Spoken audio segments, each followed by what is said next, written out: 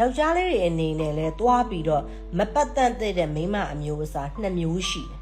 တိလားပထမအမျိုးအစားကဘာလဲဆိုတော့ပတ်စံအရန်မတ်တဲ့မိန်းမဘသူပတ်စံကိုမတ်တာလဲဆိုတော့ယောက်ျားတိုင်းရဲ့ပတ်စံကိုမတ်တယ်ယောက်ျားတိုင်းရဲ့ပတ်စံကိုလိုချင်တယ်သူ့ပေါ်ဘသူကဘလောက်ထိသုံးပေးမှလဲအဲ့ဒီသူနဲ့သူတွဲတယ်အဲ့ဒီသူကဘလို့လူဒန်းစားမျိုးဖြစ်နေပါစေဘသူရဲ့အဖေဘသူရဲ့ယောက်ျားဖြစ်နေပါစေသူ့ပေါ်ပတ်စံဘလောက်သုံးပေးမှလဲသုံးပေးနိုင်တဲ့သူနဲ့သူတွဲတဲ့မိန်းမအဲ့ဒီမိန်းမတစ်မျိုးဒုတိယအမျိုးအစားနံပါတ်1အမျိုးအစားကဘာလဲဆိုတော့အင်မတန်ကိုရှုပ်ပွေတတ်တဲ့မိန်းမအမျိုးအစားအဲ့ဒါတွေလည်းမတွဲသင့်သူ့မှာညစ်ပတ်တဲ့ခန္ဓာကိုယ်နဲ့